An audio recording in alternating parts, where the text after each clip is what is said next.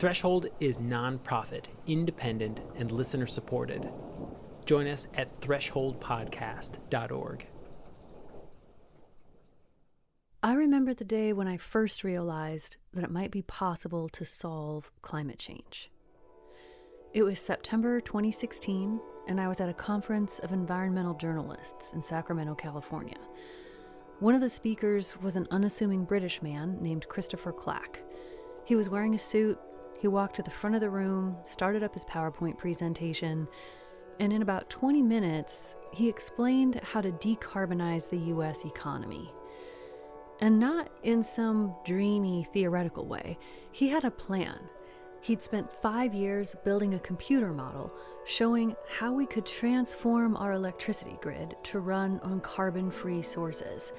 And he showed that if we connected everything we possibly could to that grid, we could be at net zero emissions by 2050. And the kicker was, he said he'd figured out how to do it in a way that would result in lower energy bills for consumers. That's huge. If you don't worry about cost, anybody can tell you how to transition off of fossil fuels. But Chris was saying we could decarbonize and lower our power bills. And I was like, what? I remember that I was listening and frantically taking notes at first, but eventually I just put my pen down and tried to keep my jaw from dropping. Since then, I've actually had this experience multiple times. These strange lightning bolt moments when someone explains to me that getting the United States off of fossil fuels is completely feasible. One of those people is Jim Williams. I would say it like this. It's like, be of good cheer. There is hope. There are also challenges, but they're probably not what you think they are. Jim is a professor at the University of San Francisco and an energy systems expert. And like Christopher Clack, he's been hard at work for years trying to answer the question, can the United States be carbon neutral by 2050? Carbon neutral, or net zero, means what comes in goes out.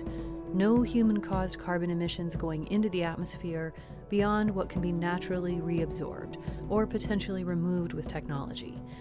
The whole world needs to be at net zero by 2050 in order to limit temperature rise to 1.5 degrees Celsius over pre-industrial levels. We wanted to ask the question, could we reach that net zero by 2050? And if so, how could we do it? And what would it cost to do it? And what would be some of the implications of trying to do it in addition to cost? But we wanted to come up with scenarios that were realistic, that actually relate to who we are and where we're at. So that was what we were setting out to do. I kind of hate to jump to the punchline, but can we do it? The answer is yes. Welcome to Threshold. I'm Amy Martin, and I know Jim's simple yes there raises a million questions. How does he know? Is he right? And if so, what do we need to do? We're going to try to answer those questions, but first, I just want to linger on the headline here for a minute, because I think it might be one of the best kept secrets in America. Breaking our fossil fuel addiction is possible and affordable.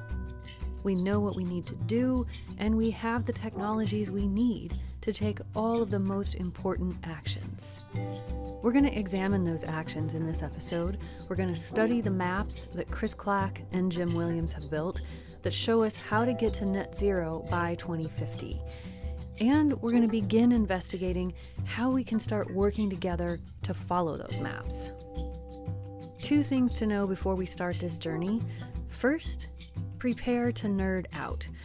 When you start asking how to realistically meet the 1.5 goal, the conversation moves away from passionate slogans and toward concrete details. Things like the power grid and what percentage of cars need to be electric by when. And secondly, although we make Threshold for an international audience, this episode is about how the United States in particular can decarbonize by 2050. Every country needs to be asking this question, but the US has a special role to play. Historically, we've emitted more carbon than any other country in the world. Around 25% of all of the cumulative planet-warming emissions have come from the United States, and we're still the world's second largest carbon emitter on an annual basis, behind China. So the US has a huge responsibility for causing the climate problem, and therefore a huge responsibility for helping to solve it. People are inherently cooperative. I mean, I don't know why we're so willing to believe the worst of ourselves. It's not an insurmountable problem, but it's a hard problem in a divided country. I think in a lot of ways, it attacks the foundation of the modern mythology of human beings controlling the environment. We shouldn't wait for like a miracle. We can start right now. There's just no reason not to do it.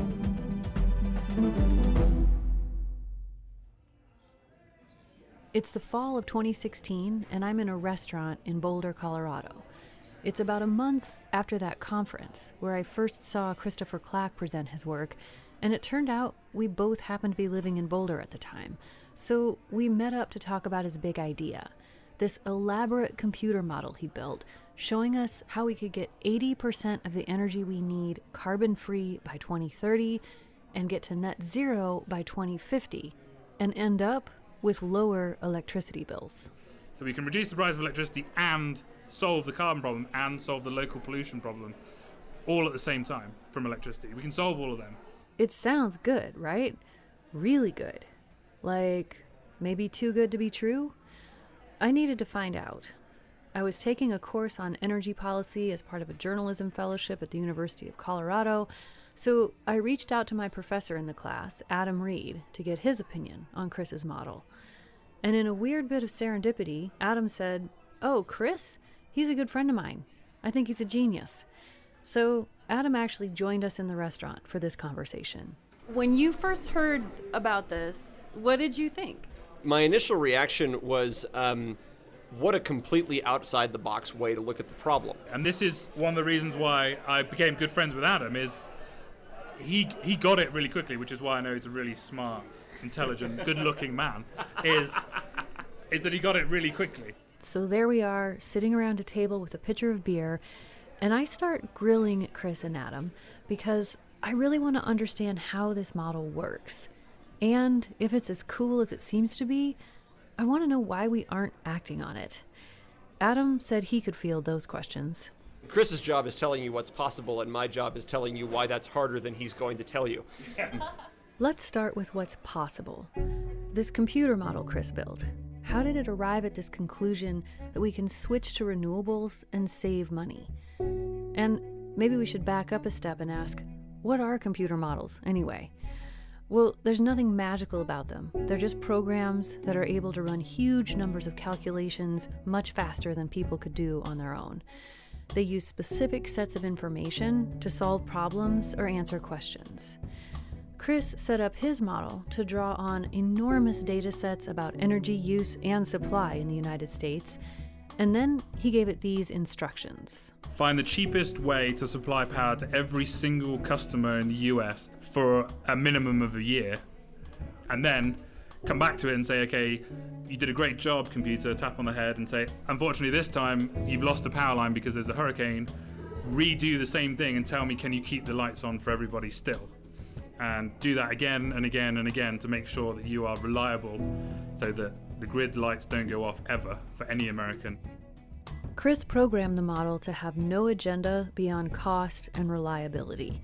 He fed it mountains of information about where and when Americans use energy, turning on the lights, running the air conditioner, and where we get that energy. And then he asked the model, what is the cheapest way to keep the lights on for everyone in the United States using all currently available ways of producing energy? Coal, gas, nuclear, hydro, whatever. Yeah, anything you want. We're completely agnostic to the technology. So we have wind, solar, coal, geothermal, everything under the sun that we could think of putting in there. and we tell it to build the cheapest possible system it can find. And what the model spit out was pretty remarkable. It said we could power our lives primarily on wind and solar energy in the United States and have lower energy bills. The cheapest option was also a climate-friendly option. And that was a surprise. We were like, this can't be right. There must be something we're doing wrong, so we did it time and time and time again. And every time it came back with the same result. The cheapest way to provide reliable power to all Americans is to decarbonize the U.S. energy system. But the model also said that to make that work, we need to redesign how the energy moves through the system, the network of wires that we call the grid.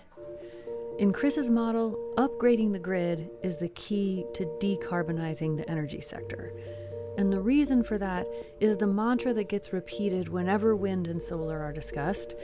The wind doesn't always blow, and the sun doesn't always shine. It's a problem known as intermittency. We all know that wind and solar go away. Sometimes it's really windy, sometimes it's not windy at all. Sometimes it's day, sometimes it's night. But of course, we expect energy to be available to us at all times, in any weather.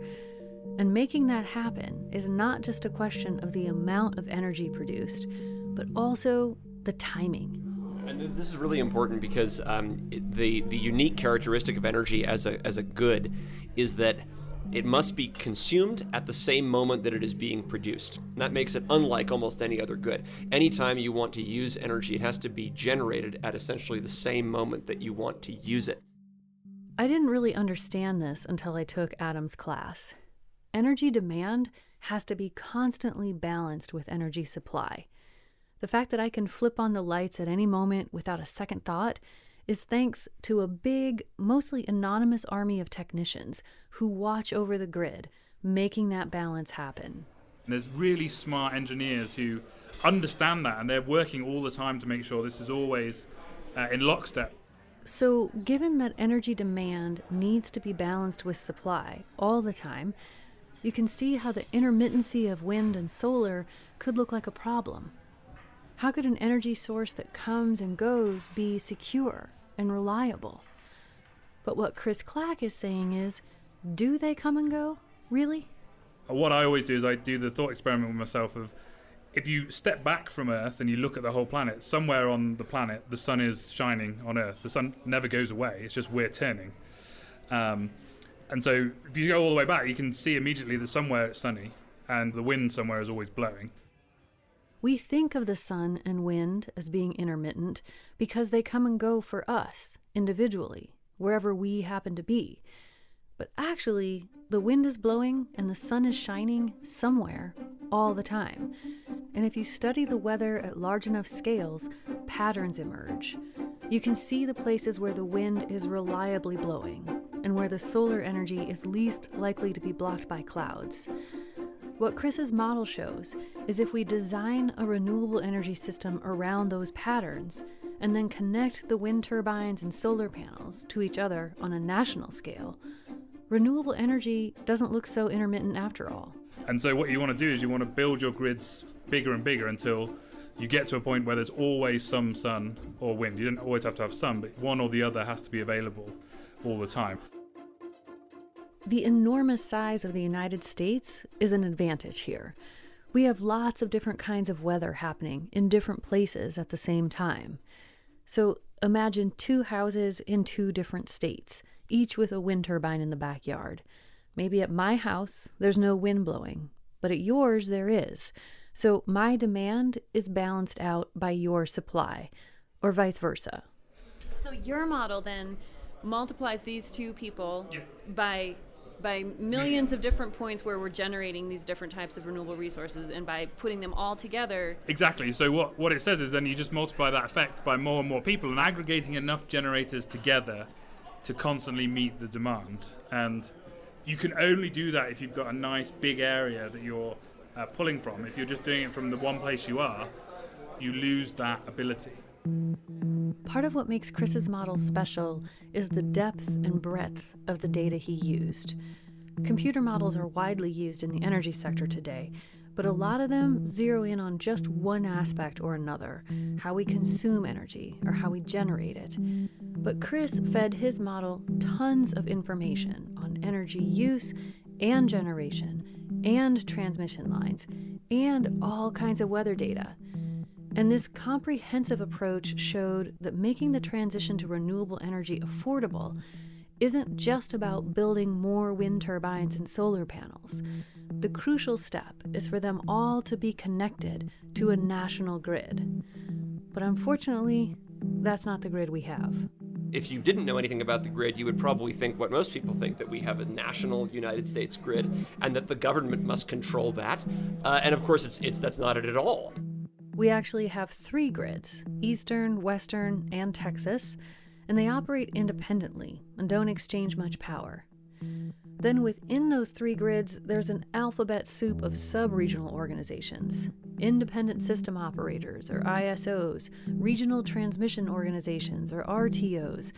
It's pretty mind-boggling, honestly. The complexity of the American grid, or grids, really, is a reflection of the complexity of the country. There wasn't one moment when someone said, "Hey, let's build a grid." It happened in fits and starts, at very different paces in different places.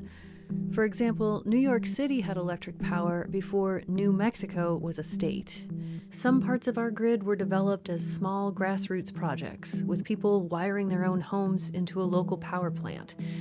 Others were planned as part of massive government-funded endeavors, like the Tennessee Valley Authority.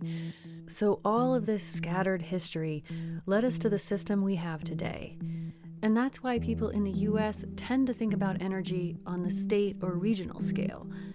And that's also why there's no single overarching entity that could implement Chris's idea on the national level, because there's no single United States grid. The most important infrastructural system to modern society actually has dramatically less government control than most people realize. But Chris didn't confine his model to our current fragmented, factionalized system. He set it up to be more holistic, to demonstrate what might be possible if we thought about energy as a whole country, together. And we were kind of laughed at for thinking in this way, but we were saying, well, no, you have to connect the grid together over these big scales, and we showed that it was cheaper and emitted less carbon than not doing that. Chris isn't the only person thinking about intermittency of renewable energy, of course. But so far, the dominant response to this problem has been trying to figure out how to store more energy, meaning bigger, better batteries. But as Bruno Rodriguez talked about in our last episode, batteries are not a problem-free solution. Making them requires mining raw materials, and already human rights are being violated and ecosystems are being contaminated as the global demand for cobalt, lithium, graphite, and other materials goes way up. And there are problems at the other end of the life cycle too. Batteries have a limited shelf life, so using more of them means we'll be generating a lot more hazardous waste. And there's another big issue: cost. As the industry is growing, prices are coming down, but even so, battery storage capacity at the scale we would need would be very expensive. There are other kinds of storage technologies in development, some of which can hold a lot more energy than batteries can, but they're not at all ready to be deployed at the scale we need. And Chris says at the end of the day, rather than aiming for each home or city to be its own little expensive island of energy self-sufficiency, it makes a lot more sense just to connect to each other. And so what I'm saying is share. It helps everybody. It helps you, and it also helps your neighbor and people further away by sharing the power, because it costs much less to share those resources than it is to say, I've got my own little fenced area and I'm going to use the power that I get on that. He's not saying share as in give everything away for free. He's saying build a system that gets the different parts of the country selling energy to each other, and everyone can win. He takes the example of Montana, a state with a very small population and the capacity to produce a lot of renewable energy, and New York State, which has 20 times the number of people. So if you just separate them and say they're not going to talk to each other, well, less gets built. But you connect them together, and Montana go, hey, hang on, these East Coast fools can buy our power really expensively, and we can get economy coming to our state, and we can power ourselves cleanly, we can send the power there, sell it, and New York go, this is great. And then suddenly all these sort of cooperations and competition is set up that drives down the price of everything and allows more and more variable generation on the grid, which wouldn't have happened if you didn't have this bigger region. That's what Chris's model shows is possible. And again, the task he programmed it for was not show us how to power the country on renewables. I care about the cost. And so the underlying principle is it has to be the least cost solution. And the answer the model spit out was that the cheapest solution was also a huge win for the climate. The model suggested that by 2030, we could be at around 40% wind and 20% solar, with nuclear and hydropower making up the next 20% or so. So it's 80% carbon-free generation. And that sets us up to be almost completely carbon-free in the following decades. It would cost something to redesign the grid, as Chris is suggesting, of course. But the sooner we do it, and the more holistically it gets planned, the more affordable it would be. And we'd be creating jobs in the process. Chris's model predicts the number of jobs in the electricity sector would rise from 2 million in 2020 to more than 8 million in 2050. I have to say, this is the third time I've heard you explain it, and every time I have this moment where I actually get choked up, because I feel like what you're saying is we can solve the carbon emission problem from the energy sector. We actually can solve that if we decide to. Am I understanding that correctly? Well, I mean, that's a huge thing. What I'm actually saying is slightly more. We can reduce the price of electricity while solving the electricity carbon problem.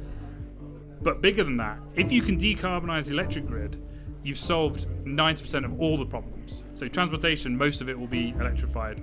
Heating, all of it can be electrified. Water heating can all be electrified. This is where Chris's model really gets exciting. If we get fossil fuels out of our grid and electrify the majority of our big energy-consuming equipment, like cars and home heating systems, the U.S. could dramatically reduce emissions not only in the energy sector, but also from transportation, commercial and residential buildings, and from industry. We'd still have some emissions in what are called the hard-to-abate sectors, like producing steel or cement, but we could pluck almost all of the lowest hanging fruit and make huge strides toward becoming carbon neutral overall. So we're not just talking about decarbonizing the energy sector here. We're talking about decarbonizing the entire U.S. economy.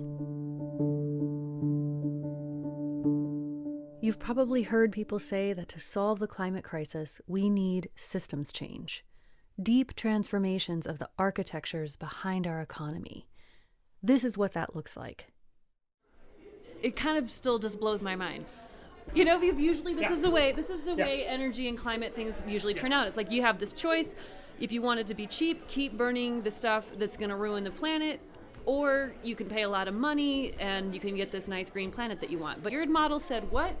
My model said, well, if you actually do the wind and solar right, what you find is, if you go to big areas, it becomes much cheaper than the traditional ones. And the reason you get this dichotomy that normally happens, which is these models are saying, oh, you can either pay lots of money and get a clean grid, or you pay cheap and you burn coal or any other fossil fuel. The reason you get that is because from the starting point, they say, well, the grid has to be as it is today. And they say, well, the grid is like this and that'll never change. And what I came in and said with the model was, the grid is an evolving machine. It's never been static. It's never been, this is where the coal plant has always been forever. No. 150 years ago, the coal plant wasn't there.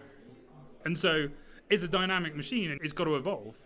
And what we're saying is this new generation type means that it has to evolve to go to larger scales. Are we willing to evolve?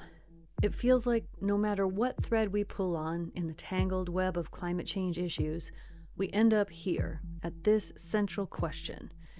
Can we change, and change quickly enough and creatively enough? That, to me, is what's fascinating about Chris's work, the creativity of it, the willingness to rethink something that a lot of other people will not, a redesign of the energy grid. This is what makes Chris's work so innovative, and, Adam says, it's also what makes it hard to implement. There's a whole lot of kind of social, technical, and economic baggage that comes with the existing system that makes thinking in that way difficult for people that are used to the system the way it is. Some of that baggage has been intentionally created. Major oil companies spend vast sums of money lobbying politicians to implement pro-fossil fuel laws and policies. And some, like Exxon, have even funded campaigns designed to cast doubt on climate science and confuse the public. And this is definitely a big part of the reason the US is still the number 2 carbon emitter in the world. But Adam says there's also a much more mundane set of obstacles to the kind of deep systems change that Chris's model points us toward. Transforming the grid in the way that Chris's model would suggest we need to do it is a tremendous challenge. How do you coordinate the over 3,000 entities that control the US power grid collectively in order to plan that? And beyond the logistics of that, there's the simple fact that redesigning how we generate and deliver energy means changing how we think and how some of our institutions run. And that's hard. For example, if you imagine yourself as one of the people responsible for keeping the lights on for everybody, you can see how something like a coal-fired power plant looks appealing because it gives you a feeling of control. It puts energy into the grid at a steady, predictable rate, 24/7. You, as the grid operator, know in advance when that plant is going to turn on or off and how much energy it'll produce every moment that it's running. Wind and solar don't work that way, obviously. No one controls them. The wind gusts and the energy surges. A cloudy day and the energy dips. And that's really unsettling if it's your job to balance load and supply 50 times a second. But what Chris is saying is that if the energy going into the grid is being generated in lots of places simultaneously, the gusts and clouds in one area can be compensated for by another. So as you get to these bigger grids, you can actually use these generators as sort of insurance against each other. If you spread them out and you think about them carefully, you'll be losing power in one place, but new power will be arriving at another place, and so you're actually insuring each other. We're used to thinking of the stuff we humans build as being more reliable than natural processes. But when you really think about it, what could be more certain than the fact that the sun is going to continue to rise every morning? What's actually more trustworthy, a coal-fired power plant or the turning of the Earth on its axis? And also, all forms of energy actually depend on natural resources. For instance, nuclear plants have to shut down when there's not enough cold water nearby, which could mean they become an intermittent energy source in a water-stressed world. The popular image that we often have of traditional generating resources is that they're just kind of black boxes of stability. But they are, in fact, as dependent on the global environment as anything else. There's no separating the human endeavor and its economic aspects from environmental processes. But we don't tend to think that way because our modern energy systems can be traced all the way back to James Watt and his steam engine, when we began to imagine that our processes of producing power could be divorced from natural systems. Adam says that paradigm still dominates the energy sector in the United States, and Chris's model challenges that mindset. I think in a lot of ways it attacks the foundation of the modern mythology of human beings controlling the environment, which is, of course, it's a complete fallacy. We don't. But we've created technologies that create an illusion that we are in control. And having to give that up and adapt to more complex systems is frightening to people in a lot of ways. But whether we're using the wind, the sun, the ancient plants known as coal, or a controlled nuclear explosion, we are in collaboration with the natural world. This is what the climate crisis is forcing us to recognize, one way or another. And just to underscore, Chris is not advocating for a system in which we only have power when the wind blows or the sun is shining. He's saying we can design a system smart enough to work with those natural systems instead of fighting them. The existing grid is almost like a Henry Ford-esque assembly line.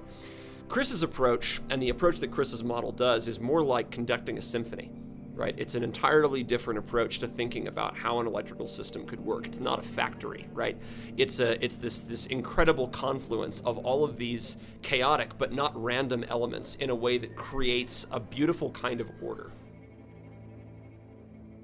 Since we had this conversation in the fall of 2016, Chris Clack has been developing his model through his company, Vibrant Clean Energy.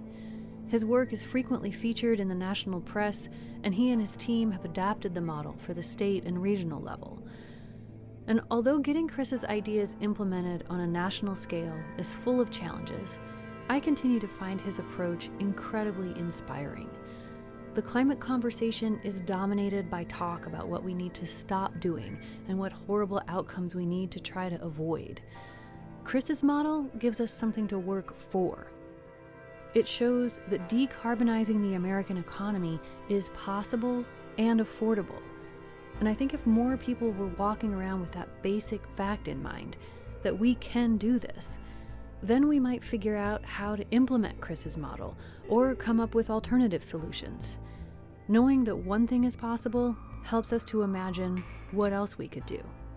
It will happen. The problem is we've got a clock that we're running against. So we can't have another delay, and so we have to move much faster. We'll have more after this short break.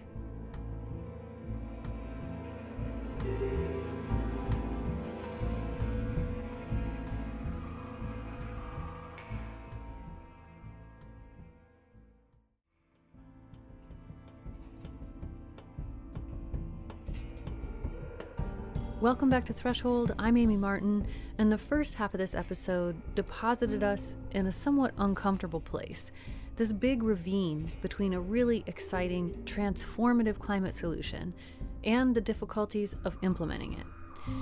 This conundrum shows up again and again in climate work, because a lot of the most effective actions we could take, things like redesigning the electricity grid, don't only require a bunch of individuals to want those things to happen. We have to overcome institutional inertia, and large groups of humans have to decide to collaborate in new ways. And that leads to the question, are we capable of that? Do we humans have the capacity to cooperate at the level the climate crisis demands? I don't think we should be naive about sustainability optimism. That's why for me it's a journey. Can we get from here to a world that's maybe 10% better in the next year or 20% better in the next year? Dr. Harini Nagendra is an ecologist who leads the Center for Climate Change and Sustainability at Azim Premji University in Bangalore, India. And she knows that it's not in vogue right now to believe in humanity, but she says we actually do have enormous capacity for working together. People are inherently cooperative, but yet this narrative which has taken over our imaginations. I don't know why that is. I don't know why we're so willing to believe the worst of ourselves. But Harini says we also need to get comfortable with the fact that collaboration takes time. So the systems changes we need just aren't going to happen all at once. Her research has primarily been on urban sustainability, and she says that work has taught her the value in just starting wherever you are and being willing to take small, concrete steps from there. For example, somebody that I knew was working in Bombay with terrace gardening and organic gardening groups in the city. And she said their journey was very interesting because they started with this whole idea of feeding themselves and their families healthy food. So it was purely self-related.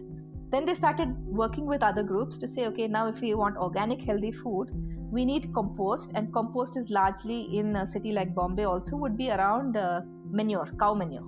And then when they got the cow manure, they saw a lot of plastic in it. So then they started thinking, oh my God, what are the cows eating? They're eating plastic. Why are they eating plastic?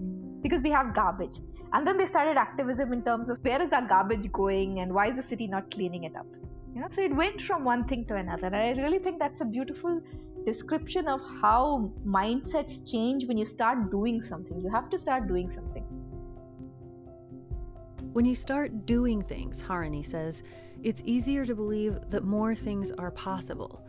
And she says we need to consciously seek out experiences that reinforce that sense of possibility, not just because it makes us feel good, but because the expectations we bring into climate work have a huge impact on the outcomes.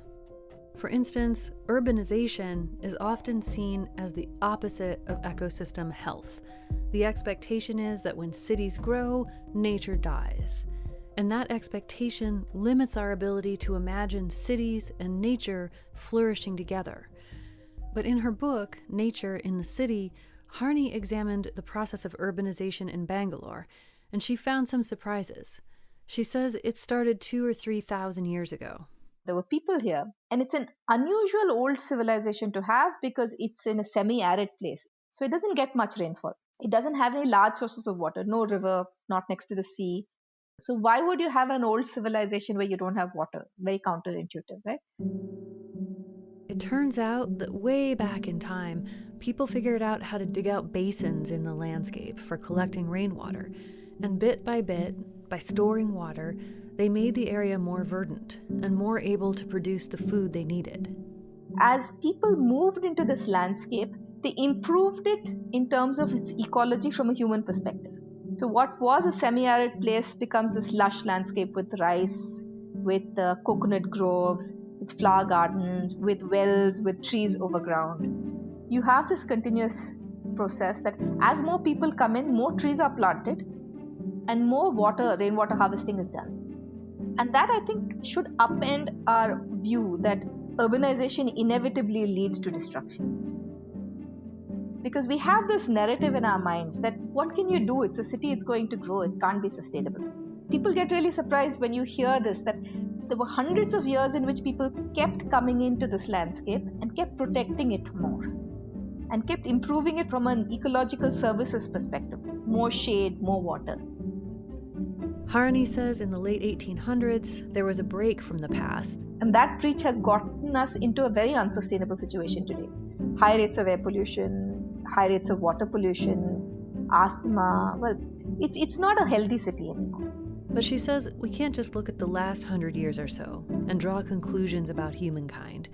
We also need to look at the previous 1,000 years, when people here were strengthening their own society while also enhancing the natural world around them. The idea that humans are inherently destructive and that we're going to ruin things, it didn't come out of nowhere. We do have a lot of destructive tendencies. If you were giving a talk and someone stood up and said, "Don't give me this baloney about people can be a positive force. Look at this we've done, and this we've done, and this we've done.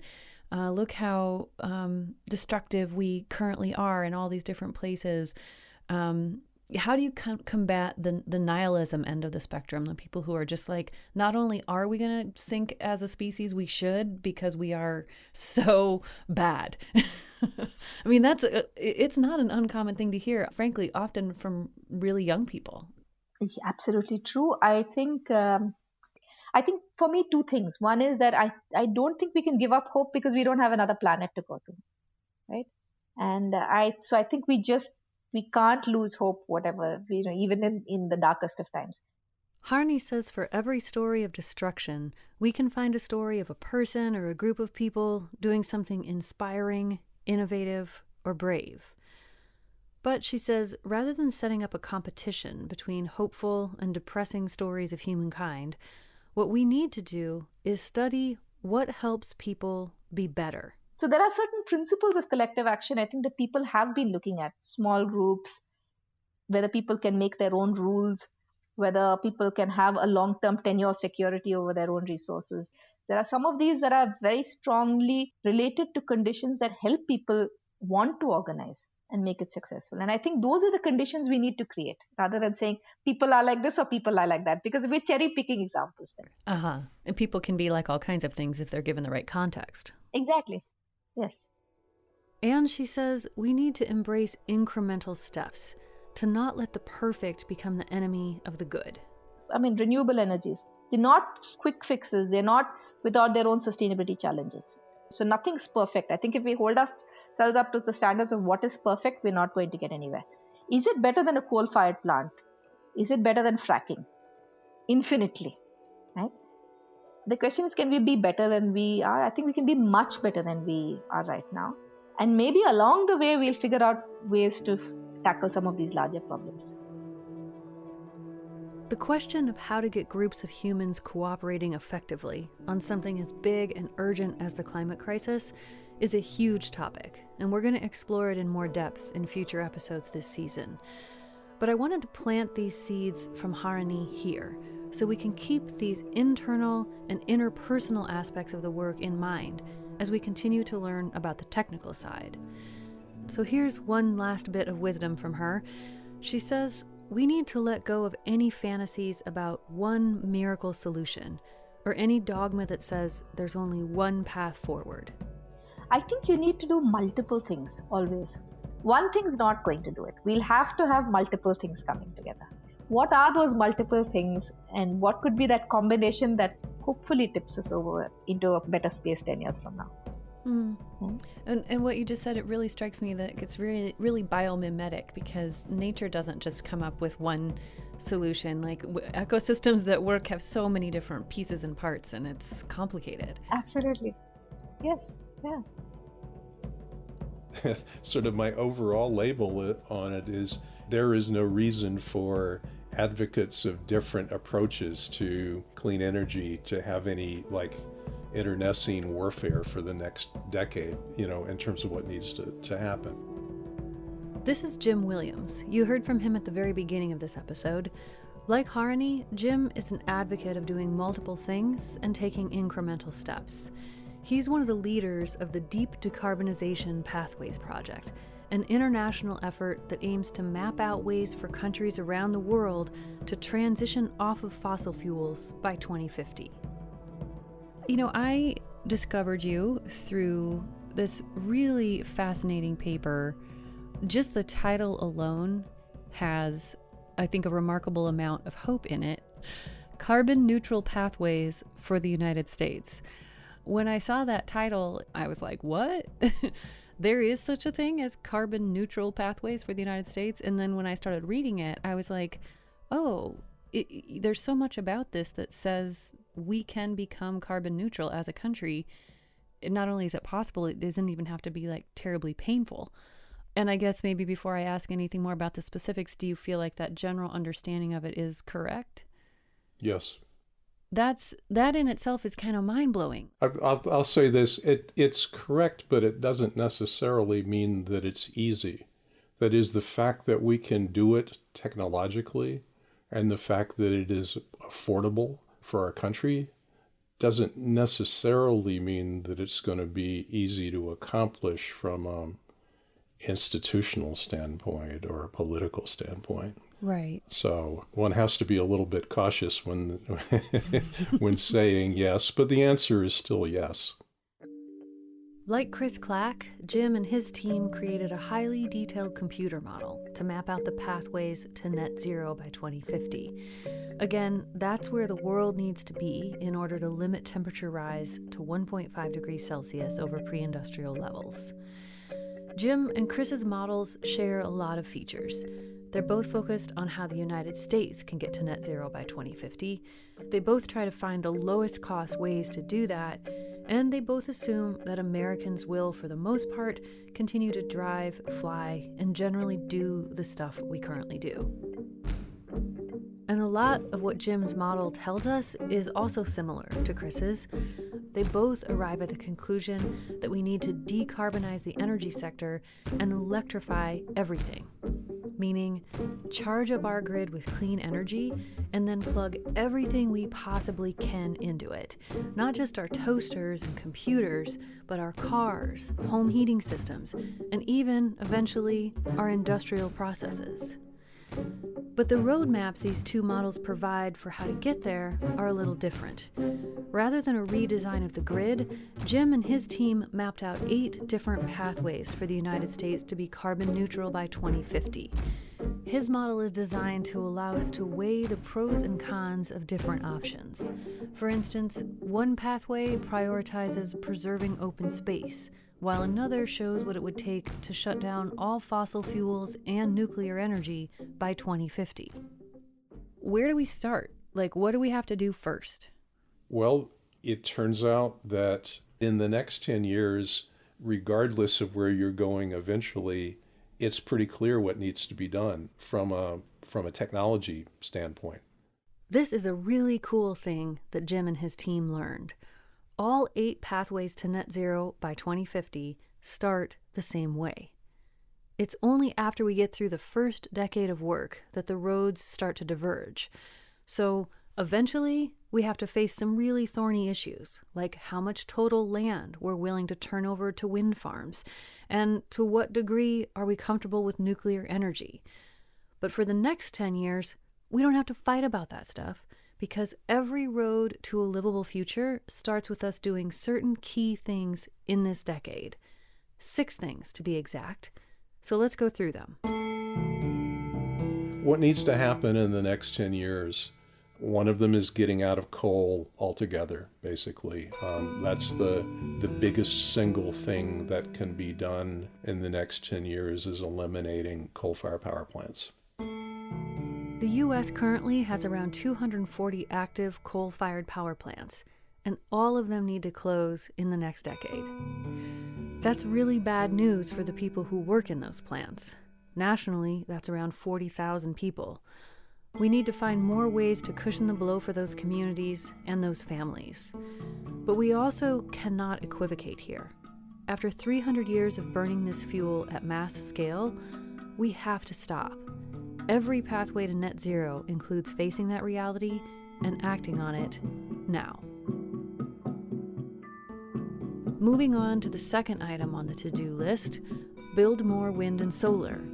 Jim says we need something like 3 to 4 times the level that we currently have. So that means a faster rate of building than we have currently, but not unprecedented. Okay? It means, picking up the pace. Ramping up wind and solar power by 3 to 4 times in the next 10 years isn't a nothing project, but it's not an impossible project either. It's not like the model said we have to ramp it up 100-fold. So I call that good news. Item number 3, more electric cars. Jim's model was built with the assumption that Americans are going to upgrade their vehicles at the same rate that they do now. So the idea is not that everyone runs out immediately and sends their fossil fuel cars to the junkyard. But when it comes time to upgrade, we need to make it easy for people to choose to go electric. He says our goal should be for half of all new vehicles sold in the United States to be electric by 2030. Then we'd be on track to meet the goal of transitioning completely away from fossil-fueled vehicles in the 2040s. Vehicles last for a long time, right? 10, 12, 15 years. For that whole fleet to be electrified by the 2040s, you've got to start by changing over that vehicle fleet a purchase at a time.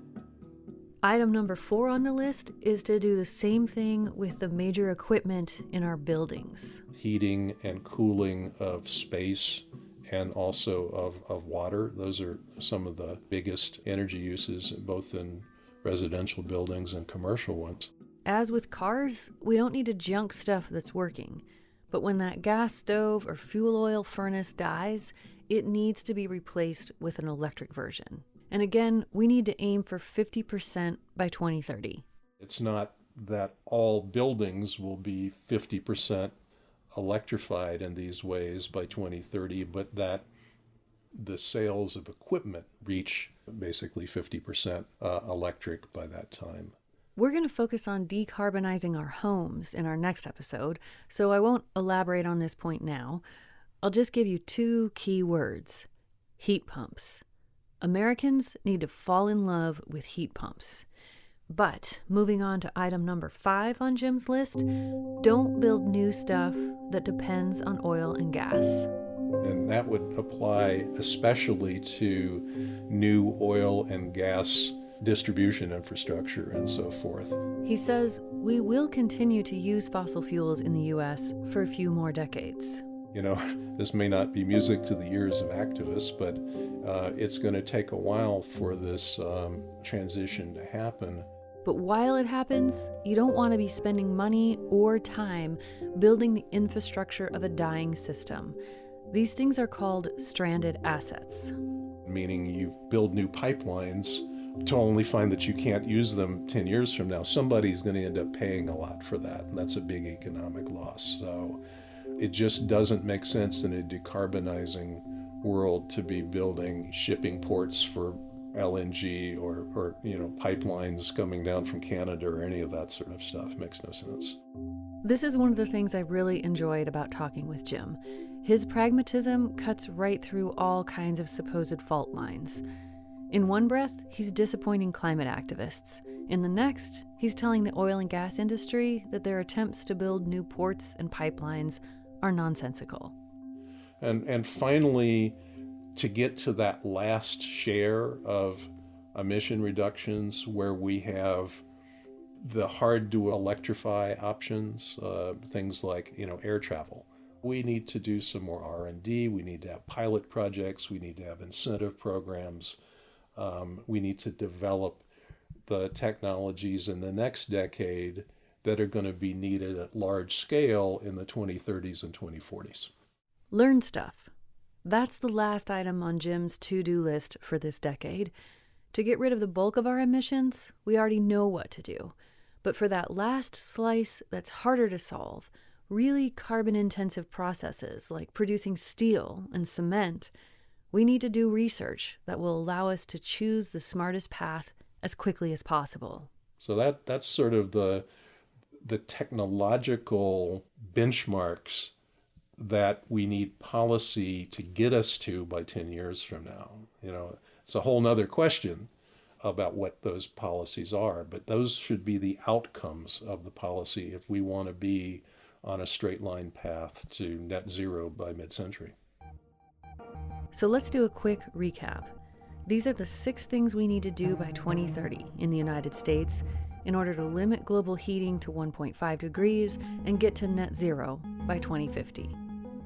Number 1, end coal. 2, build 3 to 4 times more wind and solar than we have now. 3, increase sales of electric cars, aiming for 50% of new cars sold. 4, make big strides on decarbonizing buildings. More on that next episode. 5, do not build new oil and gas infrastructure. And 6, invest in the research and development we'll need to make the next set of decisions. Jim says if we get to work on these top 6 highest priority tasks, we can argue all we want about what happens after that. We just have to agree to have those arguments while we're getting these things done. Because doing these 6 things by 2030 will get us well on our way to a full decarbonization in the decades to follow. Just take that in for a minute. We don't need any new technology to do this stuff. There's no eco-police state involved, no sudden moral awakening on a mass scale, no one's shivering in caves. We just have to increase some things we're already doing, like buying electric cars and building out renewables, and decrease some other things, like burning coal and building new fossil fuel infrastructure. And a lot of what needs to happen is stuff that most Americans barely think about, like where the power comes from when we flip on the lights. The vast majority of what needs to happen is going to be like literally under the hood. That's actually the things we're saying need to be changed, and most people are not going to notice the difference. I mean, yeah, okay, so maybe you plug in your car instead of taking it to a gas station. And if you're thinking, but isn't this going to kill the economy? Isn't it going to be super expensive? Jim says no. For most of the pathways, this transition would cost less than 0.5% of GDP. Which is a little less than $150 billion in the year 2050. Here's some context for that number. In 2020, we spent $4 trillion on healthcare in the United States. That's more than 19% of GDP. We spent $778 billion on the military, which is 3.7% of GDP. And again, to achieve carbon neutrality by 2050, Jim's model predicts we'd need to spend less than $150 billion per year, less than 0.5% of GDP. When we talk about affordability, that's what we mean. It's just not that big an impact on the economy, and no case that we look at does it say this is a burden on the U.S. economy that just can't be borne. That simply isn't true. In the United States, we've gotten so used to thinking about everything to do with climate, or just everything, maybe, as an ideological battle. The forces of good versus the forces of evil. And those things are defined very differently by different camps, of course. But what Jim and Chris's models both point toward is that if we could just agree on the fact that preventing climate catastrophe is in everyone's interest, then most of the work isn't really ideological at all. It's just group problem solving. It really is about what are our building codes, what are contractors required to do? Are you going to build the next set of houses to be, running off of clean electricity and not put in that gas pipeline infrastructure that is going to be obsolete and stranded in 10 years? Do we have the land use decisions we need in order to, make siting of wind and solar and transmission lines and so forth possible at the sort of scale and speed that they need to happen at?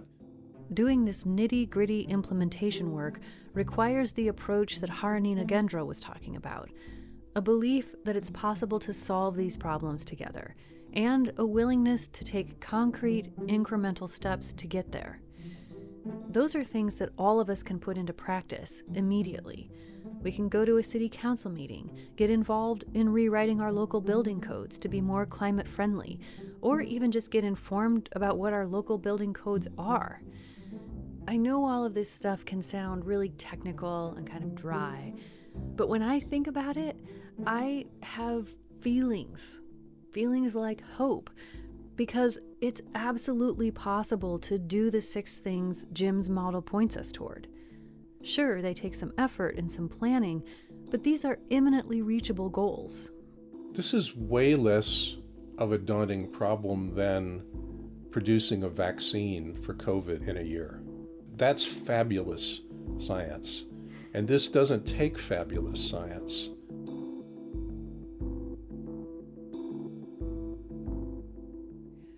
Do you feel like a little bit like you're holding this magic box that has all of the answers that we desperately need and no one's paying attention to you?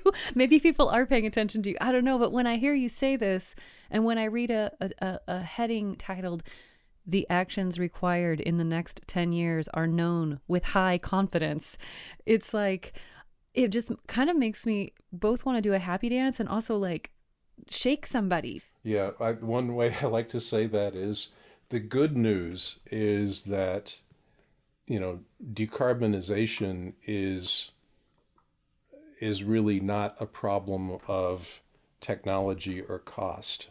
And the bad news is that decarbonization is not really a problem of technology or cost. That's good news, because nothing is really standing in our way except ourselves. And that's the bad news. The way our politics work and our institutions run, that's the hard stuff from my standpoint. Yeah, those patterns are more deeply entrenched than a combustion engine versus an electric engine. Yeah. It's not an insurmountable problem, but it's a hard problem in a divided country. Yeah. But I hear you saying, I think I hear you saying that you think we can do this. Yeah. I think we can do this.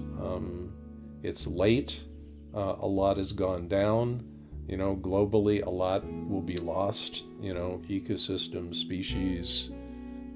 It's sad. It's tragic. We're decades too late, and there's a lot to be sorry about and a lot to be angry about. But that doesn't mean that we should let all that stuff get in our way going forward. There's always a right thing to be done, no matter what mistakes have been made in the past. And I think now we're pretty clear about what the right thing to do is, and we can do it, and there's no big barriers to doing it, not on the sort of tangible physical side of things. And I like to believe that somehow, we are going to do those things.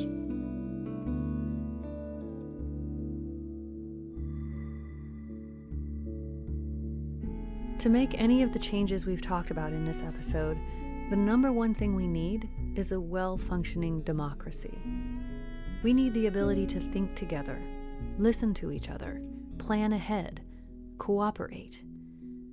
And that makes me want to repeat what Jim said at the beginning of this episode. There is hope. There are also challenges, but they're probably not what we think they are. Limiting temperature rise to 1.5 degrees is hard, but it's not rocket science. We're not facing huge technological or financial hurdles. Our biggest barriers and our most promising tools are our imperfect human selves.